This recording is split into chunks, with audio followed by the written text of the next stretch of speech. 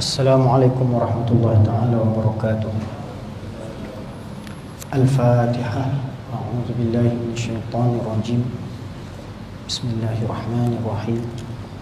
Alhamdulillahi rabbil alamin. Ar-Rahmanir Rahim. Maliki yaumiddin. Iyyaka na'budu wa iyyaka nasta'in. Ihdinas siratal mustaqim. Siratal ladzina an'amta 'alaihim ghairil maghdubi 'alaihim waladdallin. Amin. Alhamdulillah nahmaduhu wa nasta'inuhu wa nastaghfiruhu wa nu'minu bihi wa natawakkalu 'alaihi wa na'udzu billahi min shururi anfusina wa min sayyiati a'malina. Man yahdihillahu fala mudilla lahu wa man yudlilhu fala hadiya lahu. Wa nashhadu an la ilaha illallah wahdahu la sharika lahu wa nashhadu anna sayyidina wa habibana wa syafi'ana Muhammadan 'abduhu wa rasuluh sallallahu alaihi wa ala alihi wa sahbihi wa baraka wa sallama tasliman katsiran amma ba'd. Fa inna asdaqal hadisi kitabullah ta'ala wa khairul hadi hadi Muhammadin sallallahu alaihi wasallam wa syarrul umuri muhdatsatuha wa kullu muhdatsatin bid'ah wa kullu bid'atin dhalalah wa kullu dhalalatin finnar. Subhanaka la ilma lana illa ma 'allamtana innaka antal alimul hakim. Wa la hawla wa la quwwata illa billahil aliyyil azim. Rabbi shrah li sadri wa yassir li amri wahlul 'uqdatam min lisani yafqahu qawli. Qala al-muallif rahimahullahu ta'ala wa nafa'ana bi'ulumihi amin. Berkata pengarang kitab Al-Jawharul Mawhub wa Munabbihatil Qulub bagi al-alim al-allamah Al-Syekh Ali bin Abdul Rahman Al-Kalantani rahimahullah. Dan kita masih lagi dalam bab yang ke-19 pada menyatakan kelebihan doa. Kalau kitab yang Jawi itu kita pada muka surat 112 pada baris yang kedua dari atas.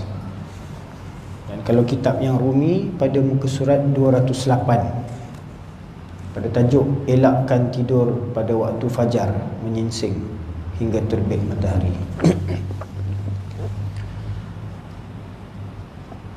Dan kata As-Sadiq radhiyallahu anhu, tidur pagi-pagi itu sangat jahat, menolakkan rezeki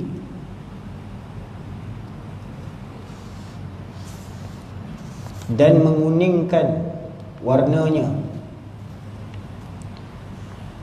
dan menjahat akan dia, iaitu memburukkan akan dia, iaitulah tidur orang yang jahat. Bahawasanya Allah Ta'ala membahagikan rezeki barang yang antara naik fajar hingga naik matahari.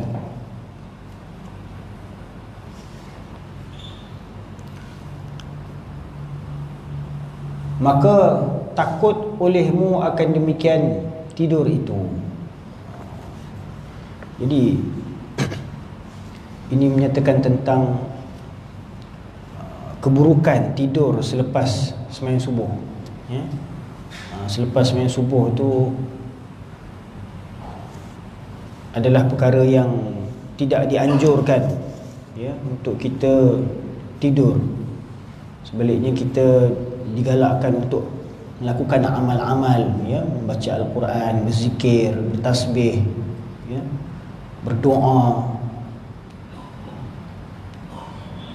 Dan kalau kita ada keperluan bekerja, maka kita sibukkan diri kita dengan urusan pekerjaan kita, ya. Kalau yang berniaga, berniagalah, ya.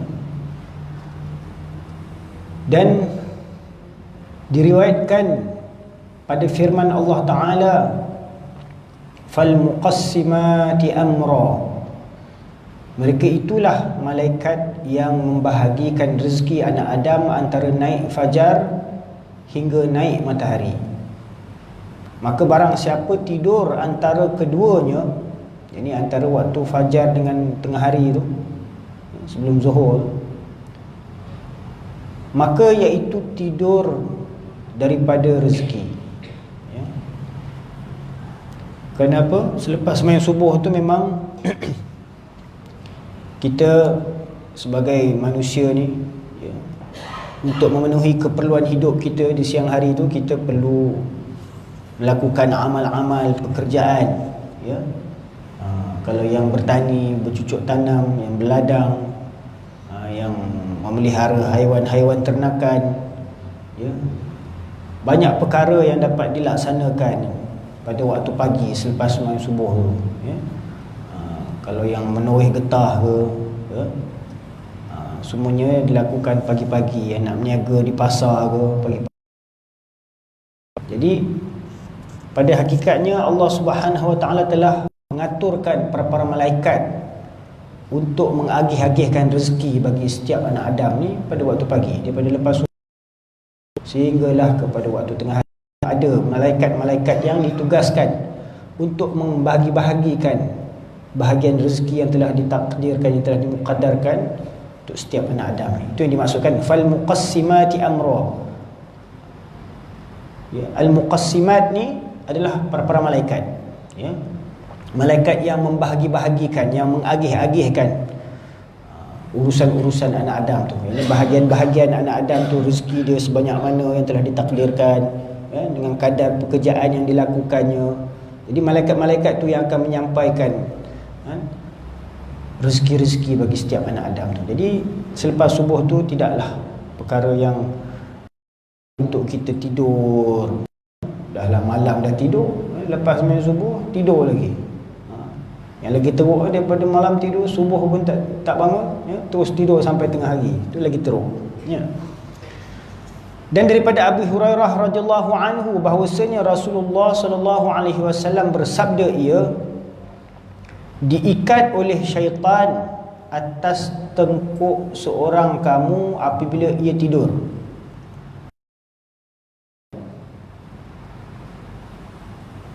Ya, syaitan tu mengikat tengkuk anak Adam ni, ya, apabila dia tidur tu dengan 3 ikatan.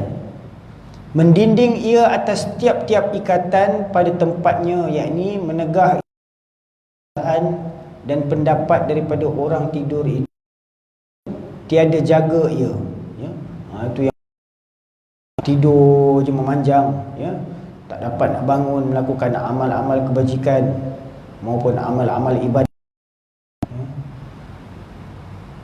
Tiada jaga ia, padahal berkata syaitan itu, tinggal lagi atas engkau malam yang panjang. Ini syaitan tu menaburkan perasaan dalam jiwa anak Adam tu supaya dia tidur dengan menganggap malam tu masih panjang lagi, tidur lagi, tak apa, tidur lagi. Jadi dia pun tidur, ya. Maka tidur olehmu, maka jika jaga ia dan menyebut ia akan zikrullah, terhurai satu ikatan. Jadi apabila anak Adam itu terjaga daripada tidurnya, menyebut nama Allah, mengingati Allah, maka terhurai satu ikatan. Ya, ada 3 ikatan. Ikatan yang pertama tu akan terbuka atau terhurai dengan ingatan kepada Allah Subhanahu Wa Taala, dengan zikrullah. Maka jika mengambil wuduk ia, jikalau dia terjaga, dia bangun, dia pergi bersegera mengambil wuduk, ini menyucikan dirinya daripada hadas kecil, ya. Kalau tak ada,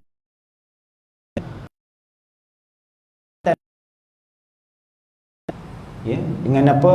Dengan sebab mengambil wuduk itu, maka syaitan tu tak dapat nak menggoda dengan lebih kuat. Maka jika sembahyang ia, kalau dia ambil wuduk kemudian itu terhurai. Kalau dia hanya ambil wuduk aja, dia tak sembahyang, ada satu lagi ikatan akan tertinggal, ya. Jadi nak menghuraikan 3 ikatan syaitan apabila dia terjaga pada waktu malam, hendaklah dia menyebut nama Allah, mengingati Allah, doa bangun tidur apa? Alhamdulillahillazi ahyana amatana wa ilaihin nusyur. Ya, bila kita terjaga, bangun tidur. Selepas tu kita ambil wuduk, maka terhurai ikatan yang kedua. Dan sesudah kita mengambil wuduk, kalau kita sembahyang, ya, sembahyang 2 rakaat, sembahyang ya, tahajud ke, sembahyang apa, sembahyang hajat ke, sembahyang taubat ke, atau sekurang-kurangnya sembahyang sunat wuduk ke, ya, maka terhurailah segala ikatannya sekaliannya. Jadi ketiga-tiga ikatan syaitan pada tengkuk anak Adam tu akan terhurai. Maka berpagi-pagi ia rajin bagi taat. Terhurainya ikatan syaitan atas tengkuk anak Adam tu, maka anak Adam itu akan menjadi mudah untuk dia melakukan perkara-perkara kebajikan. Rajin dia nak melakukan ketaatan dan amal ibadat, ya. Dan lepas ia daripada segala ikatan syaitan, dan baiklah nafsunya. Ini untuk diri seseorang yang telah berjaya melepaskan dirinya daripada ikatan belenggu syaitan tadi itu, maka nafsunya pun akan menjadi baiklah. Mana tak adalah ada keserakahan dalam hawa nafsu dia, tamak, haloba, dengki mendengki, khianat mengkhianati, ya, atau malas, ya. Jadi dengan sebab terlepasnya dirinya daripada ikatan syaitan tadi, maka dia menjadi seorang yang rajin lakukan ya, dan rajin untuk melakukan amal-amal ketaatan. Dan jika tiada perbuat ia akan yang tiga itu, ini kalau dia tidak menyebut nama Allah, tidak mengingati Allah, ya, dan tidak mengambil wuduk, dan tidak sembahyang, ya, sesudah mengambil wuduk tu, maka syaitan tu akan terus, ya, mengikat dirinya. Berpagi-pagi ia jahat, bangunnya dia pada waktu pagi tu, berbagai-bagai kejahatan nafsu, ya, akan muncul dalam diri dia. Keinginan-keinginan yang jahat, ya, perasaan-perasaan yang tidak baik, sangkaan-sangkaan yang buruk akan terus membelenggu dirinya. Dengan sebab apa? Dengan sebab belenggu ikatan syaitan tu masih melekat pada tengkuk dia. Dan segan ia daripada mengerjakan taat dan ibadat, akan menyebabkan juga dirinya itu malas untuk melakukan amal-amal ketaatan dan ibadah. Dan daripada Abu Bakar As-Siddiq radhiyallahu anhu berkata ia bagi Rasulullah sallallahu alaihi wasallam, ajar olehmu akan daku doa yang aku baca akan dia di dalam sembahyangku. Ini Sayyidina Abu Bakar As-Siddiq radhiyallahu anhu pernah sekali meminta baginda Rasulullah sallallahu alaihi wasallam mengajarkan kepadanya suatu doa. Doa yang khususlah, maknanya doa yang bukan biasa-biasa. Ya, apabila Sayyidina Abu Bakar ni, dia sebagai seorang sahabat yang paling rapat dengan Nabi sallallahu alaihi wasallam, minta dengan Nabi sallallahu alaihi wasallam tu mesti dia minta satu permintaan yang khusus, ya. Jadi dia minta kepada Nabi SAW, ajarkanlah kepada aku satu doa yang baca selalu dalam sembahyang aku, ya. Maka sabda Nabi SAW, kata olehmu, ini berdoalah dengan doa ini, iaitu Allahumma inni zalamtu nafsi zulman katsira ولا يغفر الذنوب إلا أنت فاغفر لي مغفرة من عندك وارحمني إنك أنت الغفور الرحيم.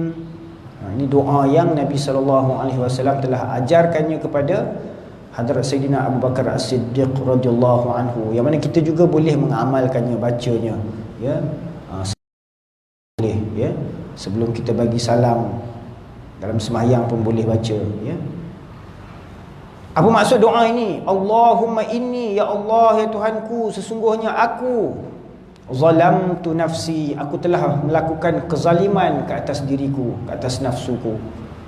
Zulman katsira, dengan kezaliman yang sangat banyak.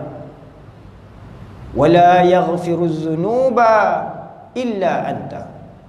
Dan tiada yang dapat mengampunkan sekalian dosa-dosa melainkan engkau. Allah saja yang akan dapat mengampunkan segala dosa-dosa hamba-Nya. Faghfirli, maka ampunilah aku, maghfiratan, dengan keampunan, min indik, dari sisimu,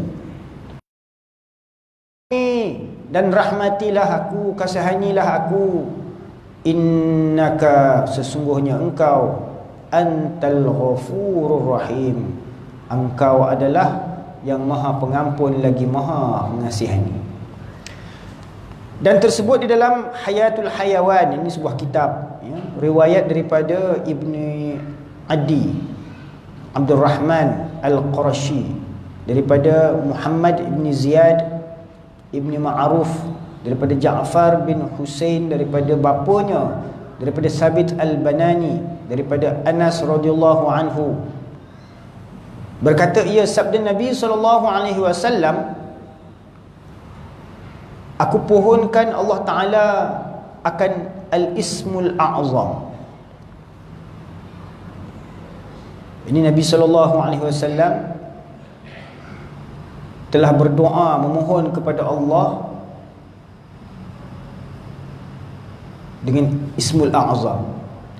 Maka mendatang akan daku Jibril dengan dia, dan iaitu, jadi apabila Nabi SAW memohon kepada Allah agar diberikan Al-Ismul A'zam. Apa Al-Ismul A'zam ni? Al-Ismul A'zam ni adalah nama Allah Ta'ala yang teragung ya? Ismul A'zam. Jadi Ismul A'zam ni dalam banyak hadis-hadis Nabi SAW ya, ada banyak yang dimaksudkan dengan Al-Ismul A'zam, tapi semuanya merujuk kepada zat Allah Subhanahu Wa Ta'ala, nama Allah Ta'ala ya? Sebutannya tu, lafaz-lafaznya, kalimat-kalimatnya mungkin ada berbagai-bagai ya? Dalam banyak riwayat-riwayat hadis ya? Sehingga ulama-ulama sendiri pun telah mengarang kitab yang banyak dalam nak menentukan yang manakah satu yang dimaksudkan dengan Al-Ismul A'zam tu ya?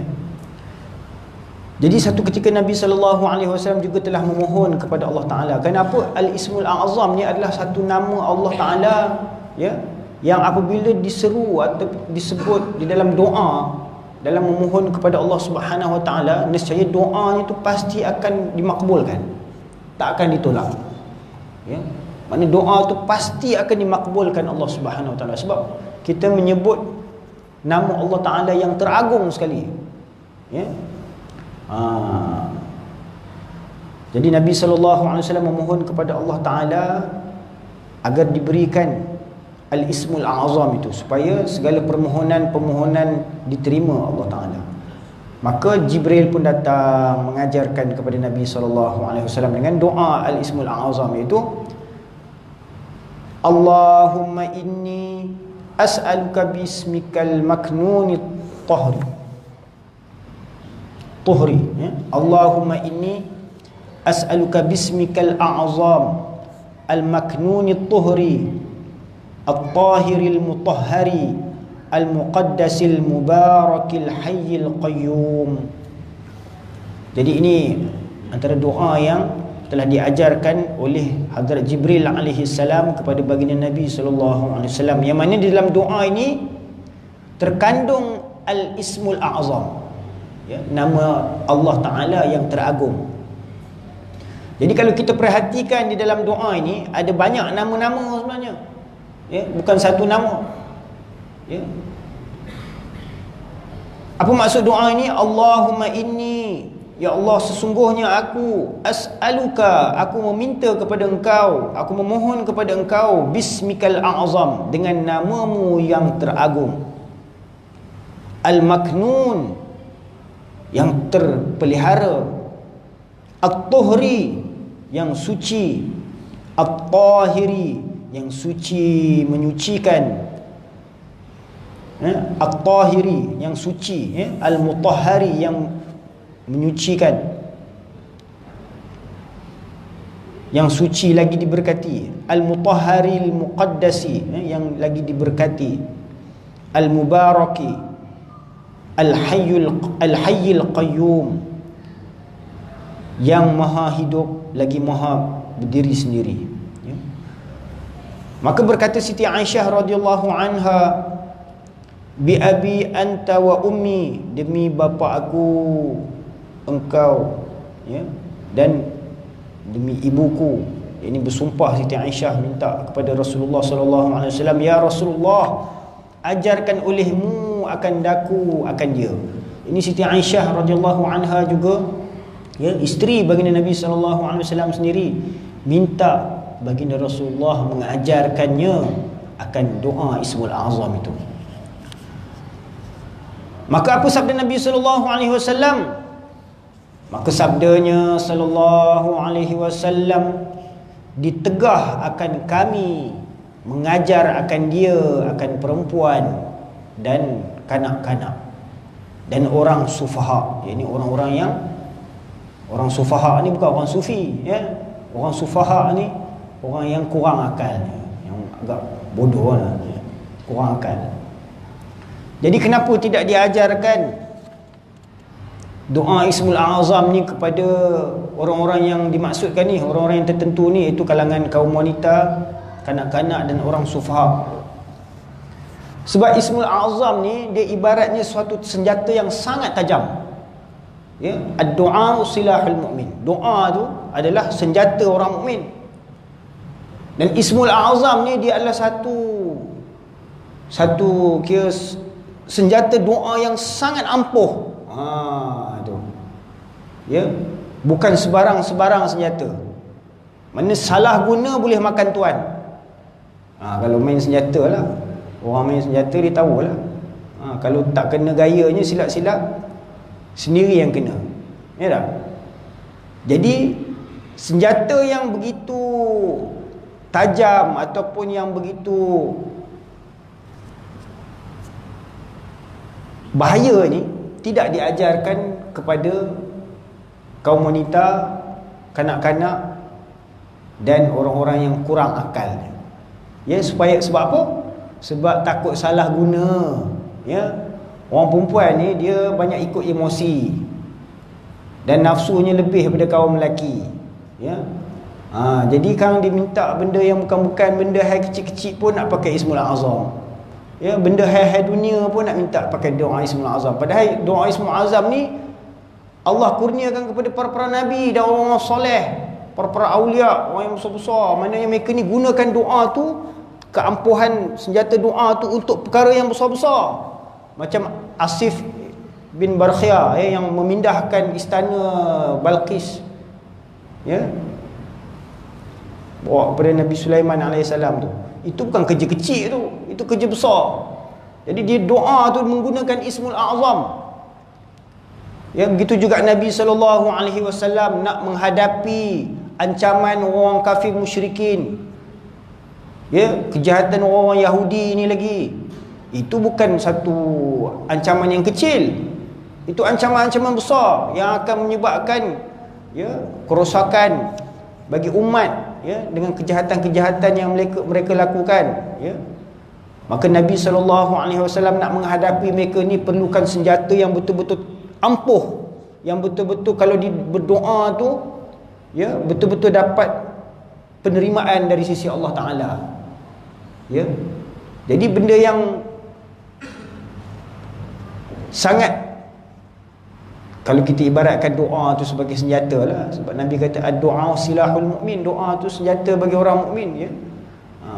Jadi kalau senjata yang betul-betul tajam, kita tak bagi pada orang-orang perempuan, tak bagi pada kanak-kanak, tak bagi pada orang yang kurang akalnya. Silap hari bulan dia guna salah tempat, boleh makan diri sendiri. Itu yang dimaksudkan. Dan diriwayatkan bahawasanya tatkala berhimpun segala Yahudi hendak membunuh mereka itu akan Nabi Isa AS, datang akan dia Jibril AS dengan ini doa. Ketika mana orang Yahudi hendak membunuh Nabi Isa AS, Maka Jibril alaihi salam datang akan dia dengan doa berikut ini.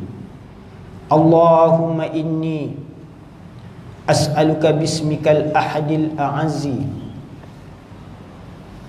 wa ad'uka Allahumma bismikal ahadis samadi wa ad'uka Allahumma bismikal azimil witri wa ad'uka Allahumma bismikal kabiril muta'ali alladhi mala'a arkana kullaha an takuffa anni ma asbahtu wa ma amsaytu fihi.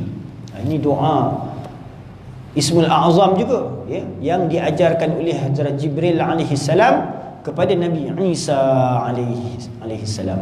Ya, apa maksud doa ini? Allahumma inni, ya Allah, sesungguhnya aku as'aluka bismikal ahadil a'azzi, aku meminta kepada engkau, memohon kepada engkau dengan nama engkau yang esa lagi mulia. Al-Ahad artinya yang Maha Esa, Al-A'azzi, yang Maha Mulia. Wa ad'uka, dan aku berdoa kepada engkau, Allahumma, ya Allah, ya Tuhanku, bismika, dengan nama engkau, Al-Ahadis Samadi, yang Maha Esa dan yang menjadi tempat permohonan segala doa, ya, tempat pergantungan sekalian makhluk. Wa ad'uka Allahumma, dan aku berdoa kepada engkau, ya Allah, bismikal azimil witri, dengan nama engkau yang agung dan yang ganjil. Ya, Allah Subhanahu wa taala bersifat witir. Wa ad'uka Allahumma, dan aku berdoa kepada engkau, ya Allah, bismikal kabiril muta'al, dengan nama engkau yang besar, maha besar lagi maha tinggi, allazi, yang mana mala'a arkana kullaha, memenuhi segala penjuru sekaliannya, semuanya.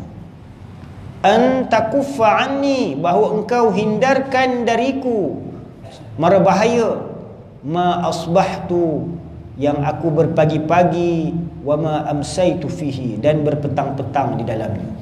Ya.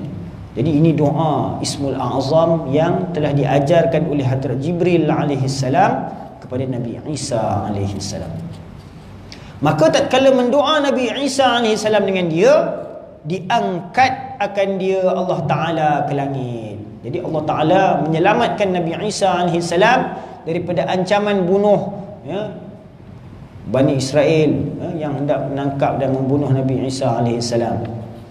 Maka Allah Ta'ala pun mengangkat Nabi Isa AS ke langit, ya, dengan keberkatan doa yang dipanjatkannya kepada Allah Ta'ala, ya, yang mana dalam doa baginda Nabi Isa AS itu terkandung, ya, nama-nama Allah Ta'ala yang maha agung.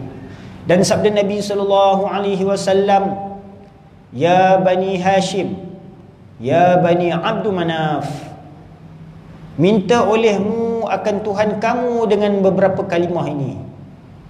Maka demi Tuhan diri Muhammad pada tangan kudratnya, tiada mendoa dengan dia seorang hamba yang mukmin, melainkan gementar bergoyang arash dan 7 petala langit dan 7 petala bumi. Dan firman Allah Ta'ala bagi malaikatnya, saksi olehmu bahawasanya aku telah aku perkenankan yang mendoa dengan dia, dan aku beri akan dia dengan segera dan bertangguh, yakni dunianya dan akhiratnya, ya. Jadi Nabi SAW juga menganjurkan, ya, kepada ahli keluarganya, ya, kaumnya, supaya berdoa meminta kepada Allah Subhanahu wa taala dengan kalimah-kalimah yang mana terkandungnya nama-nama Allah yang agung ini, ya. Kerana apabila kita mempunyai satu hajat yang besar di sisi Allah Subhanahu wa taala, maka kita menyebut nama-nama Allah yang teragung ini, maka Allah Subhanahu wa taala akan memberikan sepenuh perhatian. Macam kalau kita lah, kalau orang panggil dengan nama betul kita ke, nama penuh kita ke, mesti kita bagi perhatian. Siapa yang panggil aku nama ya. Jadi kita pun Apa dia? Kita akan bagi perhatian penuh apabila orang tu, seseorang tu dia panggil kita dengan nama penuh kita, ataupun nama rahsia kita ke, ataupun nama special yang mak bapak kita je panggil kita ke. Jadi orang dia panggil kita dengan nama tu. Mana kau tahu nama aku ni? Nampak? Jadi kita pun akan beri perhatian. Begitulah Allah Subhanahu Wa Taala akan memberi perhatian yang lebih kepada hamba-hambanya yang menyeru dia dengan nama-nama yang khusus bagi Allah Subhanahu Wa Taala ini, ya. Nama-nama ni hanya layak bagi Allah Taala saja, ya, tak ada makhluk-makhluk yang layak dengan nama-nama berikut tersebut. Jadi Allah Subhanahu Wa Taala akan memberikan perkenan doa, ya, baik untuk kehidupan duniawinya maupun untuk urusan akhiratnya. Dan daripada Abu Hurairah radhiyallahu anhu katanya, dan adalah Nabi Isa alaihi salam apabila hendak menghidupkan orang mati, ya, Nabi Isa alaihi salam ni antara mukjizat yang Allah kurniakan kepada beliau baginda adalah dapat menghidupkan orang yang mati. Jadi kata Abu Hurairah radhiyallahu anhu, dan adalah Nabi Isa alaihi salam apabila hendak menghidupkan orang mati, ia sembahyang 2 rakaat. Maka apabila selesai daripada sembahyang, sujud ia dan mendoa ia dengan beberapa asma, ini nama-nama, ya, nama-nama Allah Ta'ala. Apakah nama-nama itu? Nama-namanya adalah seperti berikut, iaitu Ya Qadim, Ya Daim, Ya Ahad, Ya Wahid, Ya Samad. Ini semua nama-nama daripada rangkaian nama-nama Allah Subhanahu Wa Ta'ala, ya. Ada nama-nama ini yang terkandung di dalam Al-Asma'ul Husna. Al-Asma'ul Husna itu nama-nama yang terbaik, ya. Dia ada lagi Al-Asma'ul A'zam, nama-nama yang teragung, mana lebih khas lagi hanya bagi Allah Subhanahu Wa Ta'ala, ya. Antaranya di sini nama-nama yang digunakan oleh Nabi Isa AS ketika nak menghidupkan orang yang mati, dia menyeru Allah dengan nama-nama tersebut, ya. Ya Qadim, apa maksud dia? Ya Qadim, wahai Tuhan yang Qadim, yang tiada pendahulu. Maksudnya dialah yang Qadim, yang sedia ada. Ya Daim, wahai Tuhan yang Daim. Daim ni apa? Maksudnya yang sentiasa adanya, ya. Atau kalau maksud yang lainnya yang kekal lah, ya, yang sentiasa adanya, yang baqa, ya, baqi. Ya Ahad, wahai Tuhan yang Esa. Ya Wahid, yang satu, ya. Dan Ya Samad, yang menjadi Tuhan tempat memohon segala pertolongan. Jadi ini nama-nama ni adalah khusus bagi Allah Subhanahu Wa Taala. Kata Muqatil bin Sulaiman radhiyallahu anhu, aku tuntut akan asma, yakni nama-nama yang adalah Nabi Isa AS menghidupkan orang mati dengan dia pada masa 40 tahun, hingga mendapat aku akan dia pada lelaki daripada ahli ilmi. Ini kata Muqatil bin Sulaiman radhiyallahu anhu, ya. Ini salah seorang perawi hadis, ya. Dia pun menuntut nak mencari apakah nama-nama yang digunakan, yang didoakan oleh Nabi Isa AS ketika baginda menghidupkan orang-orang yang telah mati, ya.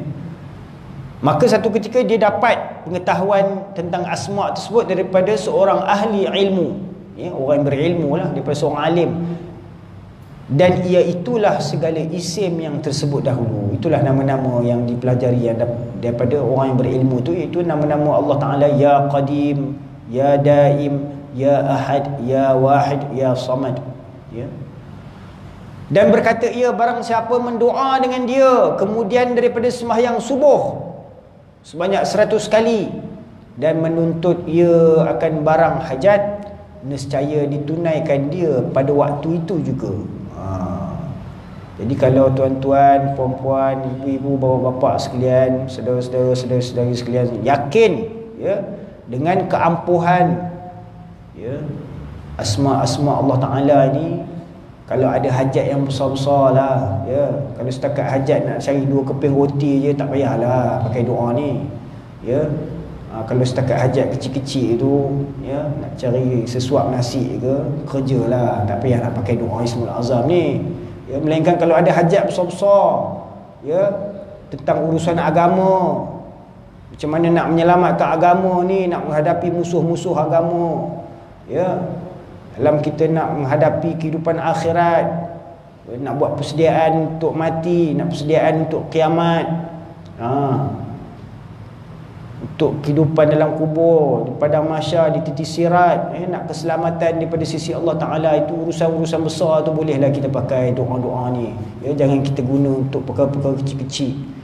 Hal lagi nak dapatkan duniawi semata-mata, kita pakai doa ni pun tak dianjurkan, ya.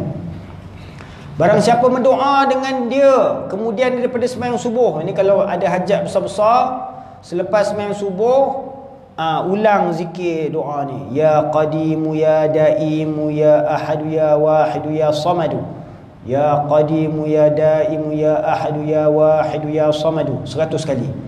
Lepas tu doalah, minta kepada Allah Ta'ala, sungguh-sungguhlah minta.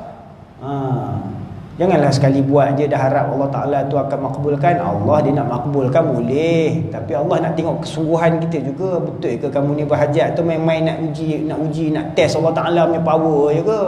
Ya. Kalau hajat buat sungguh-sungguh. Dan ini doa al-khawas. Berikutnya adalah doa al-khawas, doa yang khusus. Riwayat daripada Abdullah bin Abi Yazid Al-Qayrawani rahimahullahu ta'ala berkata, aku lihat akan perhimpunan daripada beberapa doa.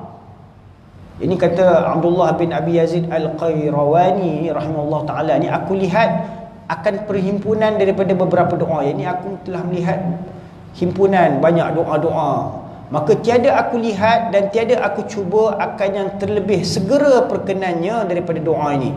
Ini dalam banyak-banyak doa tu dia tengok dan dia telah tajribah, telah test lah maksudnya, ya, telah amalkan. Dan dia tengok dalam banyak-banyak doa tu yang paling berkesan, paling segera dapat penerimaan makbul daripada Allah Subhanahu Wa Taala adalah doa yang berikut ini. Dan adalah Syekh Al-Faqih Abu Ishaq Al-Tunisi mendoa dengan dia atas tiap-tiap sultan yang zalim, ya. Nampak macam syekh-syekh ni dia guna doa-doa Ismul Azam ni untuk urusan-urusan besar, ya, nak berhadapan dengan raja yang zalim, ya, atau atas pencuri yang khianat, ya, pencuri yang selalu buat kerja mencuri lah, ya, mana khianat, sehingga menyebabkan banyak orang mendapat kerugian dengan sebab kegiatan pencurian yang dilakukannya. Dan pada ketika kena bala, ini apabila menghadapi sesuatu bala, dugaan, musibah, ya, daripada Allah Ta'ala, kesusahan dan kepayahan, ya, yang tak dapat ditanggungnya, tak mampu nak ditanggungnya, ya, maka boleh kita pakai doa-doa macam ni, ya, untuk urusan perkara yang besar-besar je. Jangan pakai hal untuk hal kecil-kecil, hal dunia, ya, hal yang untuk memenuhi kehendak hawa nafsu semata-mata kita nak pakai doa Ismul Azam, jangan, ya. Maka hendaklah dipelihara akan dia, kerana bahawasanya ia doa al-khawas. Ini doa yang khas untuk orang-orang yang tertentu, orang yang khusus di sisi Allah Ta'ala, orang-orang yang mendapat keutamaan di sisi Allah Ta'ala. Dan jangan mendoa dengan dia melainkan atas orang yang mustahik, ini orang yang berhak menerimanya. Ini jangan kita gunakan doa ni kalau untuk orang yang tak sepatutnya. Ini kalau orang tu ada masalah dengan kita sikit, mungkin menyakitkan hati kita sikit, kita pun doa dengan dia, ya Allah, pakai nama Ismul Azam ni semua, ya Allah, aku bagilah dia musibah. Amboi, ya. Janganlah macam tu, ya. Melainkan kalau orang tu dah memang melakukan kezaliman yang sangat besar, orang tu jahat sangat dah, memang payah nak ditangkap ni, penjenayah yang, ya, mengalahkan botak cin lagi, ya tak? Bolehlah kita guna ni, macam mana ni nak tangkap orang ni jahat sangat ni, habis semua, kaum wanita ditangkapnya, budak-budak ditangkapnya, ya. Macam ni kejahatan orang-orang Yahudi Zionis ni, macam mana kita nak menghadapinya? Bolehlah kita pakai doa Ismul Azam ni, dengan kezaliman orang-orang yang melakukan kezaliman kepada umat Islam contohnya, ya. Kita boleh pakai. Yang ini orang yang berhak menerimanya, dan jika tiada maka kembali tuntut atasnya pada akhirat. Kalau kita tak guna pada tempatnya, kita akan dituntut di akhirat nanti, ya. Apa doanya? Ini doa yang dinamakan doa al-khawas, ya. Ini doa ni agak panjang sikit, saya bacakan, ya. Bismillahirrahmanirrahim. Allahumma ya mawdi'a kulli mashna, Allahumma ya mawdi'a kulli syakwa, wa ya syahida kulli najwa, wa ya alima kulli khafiyah, wa ya kashifa kulli baliyah, wa ya munjiya Musa wa Muhammadin wa Ibrahim al-Khalili, salawatullahi wa salamuhu alaihim ajma'in. Ad'uka ya ilahi du'a'a man ishtaddat faqatuhu wa dha'ufat quwwatuhu wa qallat hilatuhu, du'a al-ghariqi al-malhufi al-makrubi alladhi la yajidu likaffi ma bihi illa anta, la ilaha illa anta ya arhamar rahimin. Ikshif anna ma nazala bina min aduwina wa aduwika syaitanir rajim, wa man haula'il qaumil zalimin. Atau ini kalau doa untuk kaum yang zalim, ataupun untuk seseorang yang zalim, disebut waman fulaniz zalim, ya. Kalau untuk doa untuk kaum yang zalim dibaca waman haula'il qaumiz zalimin, atau orang yang zalim atau mungkin raja yang zalim, maka disebut fulaniz zalim. Jika seorang, ya arhamar rahimin, innaka ala kulli syai'in qadir, wa ghawsahu wa ghawsahu wa ghawsahu, ya Allah ya Allah ya Allah. Allahumma ya bari'u la bari'a lak, ya da'imu la nafada lak, ya hayyu ya muhyiyal mauta, ya da'iman ala kulli nafsin bima kasabat. Ilahi anta Allahul azizul jabbar, la ilaha illa anta ilahan wahidan, as'aluka bil kalimati tammatil amna wal afwa wal afiyata wal muafata ad-daimah fid dunya wal akhirah wa fil ahli wal jasadi wal mali wal waladi wal muslimina ajma'in. Ya rabbal alamin, innaka ala kulli syai'in qadir, warhamni birahmatika ya arhamar rahimin, wakshif anni ma nazala bi min dhurrin wa kulli ma aradta wa takhallasni khalasan jamilan ya rabbal alamin. Wa sallallahu ala sayyidina Muhammadin wa ala alihi wa sahbihi wa sallam. Agak panjang sikitlah doa dia, ya. Tapi keampuhan dia memang telah teruji oleh para masyaikh, ya. Kalau kita ada hajat yang besar, ini ulama-ulama aja layak nak doa ni, ya. Kita kalau nak belajar bolehlah. Dengan nama Allah maksud dia. Dengan nama Allah yang pengasih lagi maha penyayang. Ya Allah, ya Tuhanku, wahai Tuhan tempat mengadu, wahai Tuhan tempat bergantung, wahai Tuhan yang mengetahui segala yang tersembunyi, wahai Tuhan tempat yang mengangkat semua bala bencana. Nampak? Maksud itu kita hayati maksud makna daripada doa tu. Semuanya menyatakan tentang kebesaran kekuasaan Allah Ta'ala. Wahai Tuhan yang menyelamatkan Musa dan Muhammad dan Ibrahim Al-Khalil, sesempurna selawat dan salam Allah ke atas mereka sekalian. Aku menyerumu, wahai Tuhanku, dengan doa orang yang sangat memerlukanmu, orang yang lemah tidak berdaya, orang yang tiada mempunyai helah dan jalan selain kepadamu, dengan doa orang yang lemas sangat mengharapkan kepada kurniamu, ya. Jadi dalam kita menyatakan doa tentang kesempurnaan kekuasaan Allah Ta'ala ni, kita nyatakan juga tentang kelemahan daya upaya kita sebagai hamba Allah Ta'ala, ya, yang sedang dalam kesusahan yang tiada tempat untuk mengatasi hibanya melainkan hanya denganmu. Tiada Tuhan tempat bergantung kecuali Engkau sahaja. Wahai Tuhan yang maha pemurah dari sekalian yang pemurah, angkatkanlah bala yang menimpa diri kami daripada musuh kami dan musuhmu, iaitu syaitan yang terkutuk, dan juga daripada kaum yang penganiaya atau yang zalim jika seorang. Wahai Tuhan yang maha pemurah dari sekalian yang pemurah, sesungguhnya engkaulah yang berkuasa di atas segala sesuatu. Tolonglah aku, tolonglah aku, tolonglah aku. Ya Allah, Ya Allah, Ya Allah. Wahai Tuhan yang mencipta segala sesuatu, tiada pencipta selain Dia. Wahai Tuhan yang kekal abadi, yang tiada akhirnya. Wahai Tuhan yang hidup lagi, yang menghidupkan segala yang mati. Wahai yang memerhatikan segala jiwa tentang apa yang diusahakannya. Tuhanku, Engkaulah yang perkasa lagi, yang maha berkuasa. Tiada Tuhan melainkan Engkau, Tuhan yang Esa. Aku memohonmu dengan kalimah-kalimah yang sempurna akan keamanan bagi diriku, juga kemaafan dan keafiatan yang kekal di dunia dan di akhirat, dan juga buat keluargaku, jasadku, hartaku, anak pinakku beserta kaum muslimin sekalian.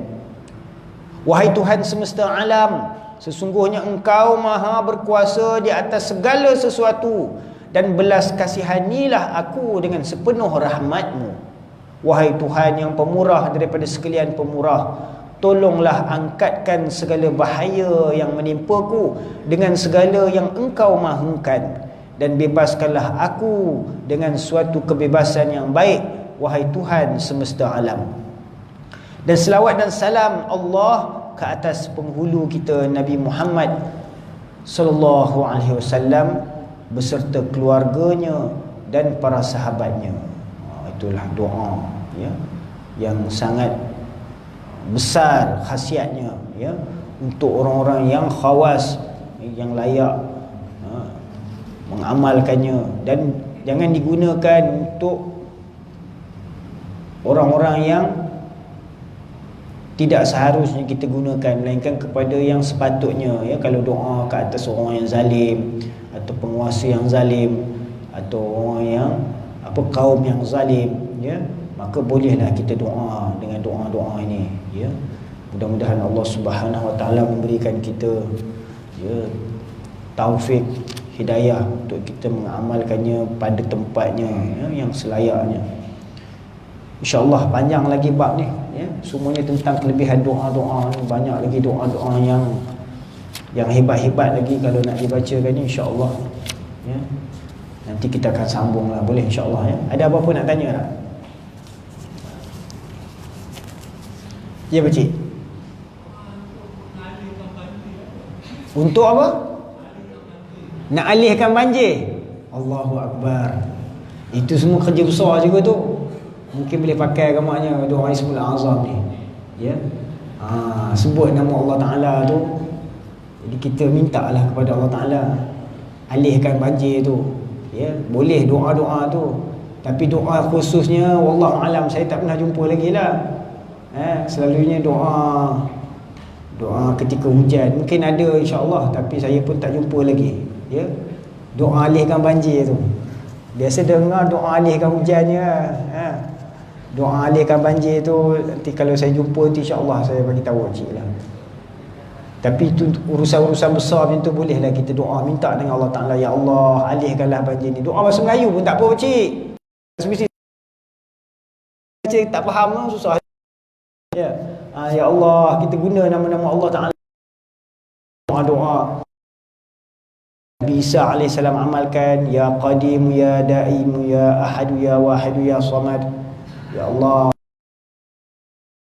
daripada kampung kami ni ya alih sungai ya sampai ke laut semua, ya Allah ya, peliharalah kami ahli kaum karyah ni, kampung ni semua daripada banjir musibah ni. Boleh doa macam tu, boleh doa bahasa Melayu pun tak apa cik ya, boleh insya-Allah.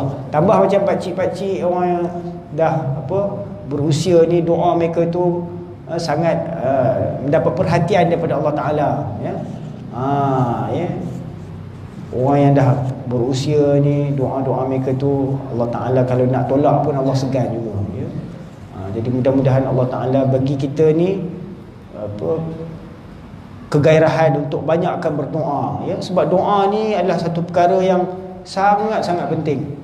Ya, doa ni bila kita berdoa sebenarnya kita sedang menghubungkan diri kita tu, kita sedang membina ta'aluk perhubungan dengan Allah Taala. Kita berkomunikasi, bercakap-cakap dengan Allah Taala. Allah pun mendengar segala permintaan kita. Ya, ujibu da'watad da'i iza da'an. Dan Allah Taala sendiri menyatakan dalam Al-Quran, ya, aku menjawab permohonan-permohonan doa. Ya, seseorang yang sedang berdoa kepadaku, ketika mana tak kala dia sedang berdoa tu Allah dengar. Ya. Jadi kita perbanyakkan doa, ya. Latih diri kita. Mana doa tu kita kena ingat dia adalah ibaratnya seperti senjata. Senjata bagi orang-orang beriman.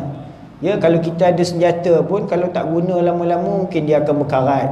Ya, lepas tu dia tumpul. Jadi kita nak bagi doa kita tajam, ya, kita kena selalu berdoa, asah doa kita tu. Selalu berdoa, banyak berdoa, ya. Minta. Ada lagi apa-apa nak tanya? Pakcik-pakcik, abang-abang, ada nak tanya ke? Faham semua dah, insya-Allah. Mudah-mudahan Allah bagi kita faham, ya. Apa yang baik daripada Allah Taala, yang tak baik itu daripada kelemahan diri saya. Ya, semoga Allah Taala bagi kita dapat mengamalkan apa yang kita dengar ni dan kita sampaikan kepada mereka yang tak hadir. Kita doa. A'udzubillahi minasyaitonirrajim. Bismillahirrahmanirrahim. Alhamdulillahirabbil alamin wassalatu wassalamu ala asyrafil anbiya'i wal mursalin wa ala alihi wa sahbihi ajma'in. Allahumma shalli ala sayyidina Muhammad wa ala ali sayyidina Muhammad. Allahumma ighfir lana wa liwalidayna warhamhuma kama rabbayana shighara wa limashayikhina wa limuallimina wa lijami'il mu'minina wal mu'minat wal muslimina wal muslimat al ahya'i minhum wal amwat bi rahmatika ya arhamar rahimin. Allahumma anfa'na bima 'allamtana wa 'allimna ma yanfa'una wa zidna 'ilma. Rabbana zidna 'ilma, Rabbana zidna 'ilma, Rabbana zidna 'ilma. Allahumma ahyina bihayatil ulama wa amitna bimauti syuhada wa hsyurna fi zumratil awliya wa adkhilna al jannata ma'al anbiya alaihimus salatu wassalam. Rabbana atina fid dunya hasanatan wa fil akhirati hasanatan wa qina azaban nar. وصلى الله على سيدنا محمد وعلى آله وصحبه أجمعين. سبحان ربك رب العزة عما يصفون وسلام على المرسلين والحمد لله رب العالمين.